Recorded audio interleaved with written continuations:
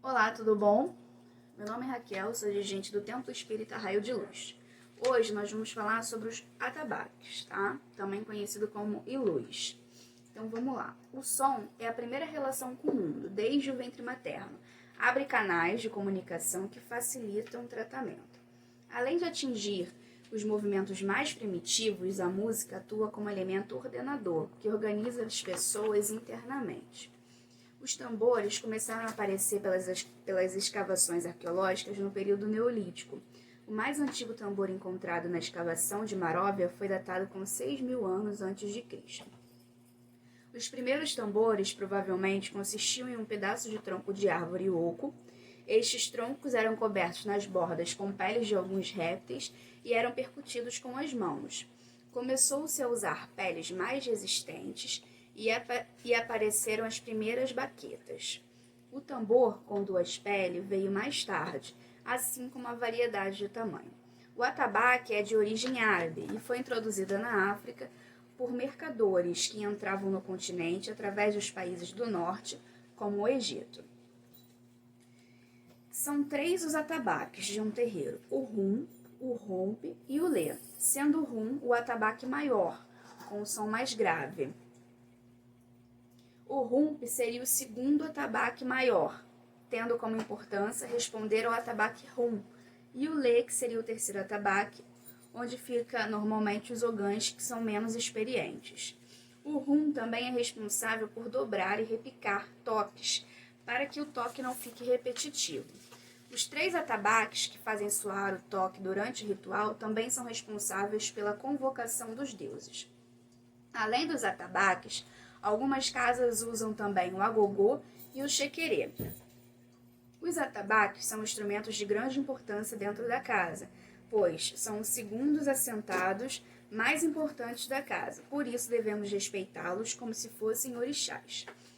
Cada um é dado a um orixá, variando de casa para casa, e geralmente feito de madeira de lei, com jacarandá, cedro ou móbito, cortado em ripas largas e presas umas às outras com arco de ferro de diferentes diâmetros, que de baixo para cima dão ao instrumento uma forma cônico-cilíndrica na parte superior. A mais larga são colocadas travas, que prendem um pedaço de couro de boi, bem curtido e muito bem esticado por um sistema de cravelhos, para os nagôs e para os geses, por cunhas de madeira, para os tambores magnomas, ou congos ou angolas.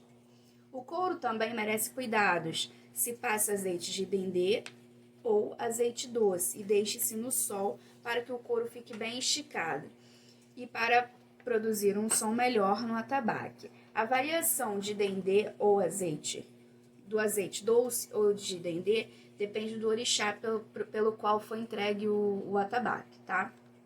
Cada atabaque tem suas obrigações a serem feitas, pois o atabaque representa um orixá. Ele recebe um ritual equivalente ao feito pelo filho de santo daquele orixá, que é consagrado. Caso precise ser retirado do terreiro para manutenção, deve ser levado pelo ogã até o altar, ao ariaxé da casa e aos 4 cantos do terreiro, tanto para sair quanto para entrar. Tais instrumentos possuem um papel essencial nas cerimônias. Eles servem para manter o ambiente sob uma vibração homogênea e fazer com que todos os médios permaneçam em vibração. Somente o ogã e seus auxiliares, que tiverem uma iniciação, têm o direito de tocá-los. Nos dias de festa, os atabaques podem ser envolvidos com tira de pano nas cores do orixá que está sendo homenageado. Durante a cerimônia, eles saudam com um ritmo especial a chegada dos membros mais importantes da Umbanda, e este vem a se curvar e tocar respeitosamente o chão durante uma cerimônia em frente aos atabaques, antes mesmo de saudar o pai ou a mãe de santo do terreiro. No caso em que um desses atabaques seja derrubado ou venha a cair no chão durante uma cerimônia, esta é interrompida por alguns instantes em sinal de respeito. Um ogã seria como um tatá da casa na maioria das vezes. Seu conhecimento é quase igual ou superior a um zelador de santo. Para ser um ogã, não basta saber tocar, e sim saber o fundamento da casa, saber o canto na hora certa, e é de grande importância para um terreiro. Existem também outros tipos de componentes que se usam junto com os atabaques, por exemplo, agogô, chocalho, triângulo, pandeiro e etc. Existe também um abatá, que seria um tambor com os dois lados com couro, que se usa muito no Rio Grande do Sul. Ogã, antes de tudo, é um ser responsável e sério dentro do ritual, sem brincadeiras atrás do atabaque, cumprindo suas obrigações como ogã da casa, seguindo os fundamentos da casa, com extrema seriedade e atenção, procurando sempre aprender mais, aperfeiçoar os toques e pontos, sabendo a hora certa de usar cada um. Além disso, os ogãs devem estar sempre de roupa branca, com suas guias. O ogã deve estar atento ao chefe de gira antes de sua incorporação. Depois dela, deve estar atento a tudo e a todos, pois ele é o único que fica consciente o ritual inteiro. O ogã que está no rum puxa os pontos, os demais devem acompanhar para que a energia da gira não seja quebrada. Após o chefe de gira incorporar, os ogãs devem segurar a gira para que sua vibração não caia. O ogã-chefe dos demais ogãs do terreiro é o ogã que não tem incorporação, devendo se dedicar somente em função dos atabaques quando assentado. Fica no mesmo grau de um médium feito.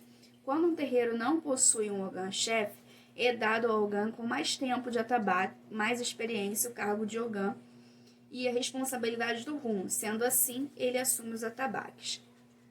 São, ao todo, mais de 15 toques, mais de 15 ritmos diferentes. Cada casa de santo tem, em média, 500 cânticos, segundo a fé dos praticantes. Os versos e frases rítmicas repetidas incansavelmente têm o poder de captar o mundo sobrenatural. Esta música consagrada só sai dos terreiros na época de carnaval, levada por grupos de blocos de rua, principalmente em Salvador, como Olodum e Filhos de Gandhi. Existem vários fatores que definem o toque dos pontos. Um dos mais importantes é o ritmo em si. Cada toque possui um balanço, um ritmo característico que os tornam diferentes dos outros. Por exemplo, do Ijexá ao Barravento, são extremamente diferentes. Quando um ogã ouve um ponto novo, ele tenta encaixar entre os toques que ele conhece, e o que melhor se adaptar àquela melodia é o que está sendo cantada. Por isso é interessante conhecer várias batidas diferentes, assim como muitos pontos diferentes, pois aumentam as cartas na manga desse ogã. A variação dos toques depende de vários fatores. Basicamente, não existe um toque amarrado para cada orixá, dependendo do que compõe o ponto. Então, os mais conhecidos seriam o Adarum, o Aguerê, o Alujá, o Agolão, a Peningé, Arrebate, Barravento, Bravum, Cabula, Congo de Cabô, Congo de Ouro, Congo Nagô, Ijexá, Icá, Ilu, Olorum, Quebra-Prato, Rufo, Samba Cabula, São Bento, Sato, Vaninha. O uso do tambor batá, utilizado por Xangô na África, perdeu-se no Brasil, mas foi mantido em Cuba. Os ritmos chamados de batá são ainda conhecidos por este nome na Bahia. Acontece o mesmo com o ritmo denominado Igbim, dedicado a Oxalá, que na África é batido sobre tambores que levam o mesmo nome. Outros ritmos, como por exemplo o Ijexá, são tocados em certos terreiros sobre os ilus, pequenos tambores cilíndricos com duas peles ligadas uma à outra, durante o culto de Ogum, Oxum, Oxalá, Logunedé. Existem muitos toques espalhados pelo Brasil e pelo mundo. Os citados acima são os mais conhecidos e usados no Brasil. Bom, no vídeo de hoje a gente falou sobre a história dos atabaques, como eles são preparados fisicamente e espiritualmente, qual a função dos ogãs, né, e os diversos toques que são usados. Por hoje é só.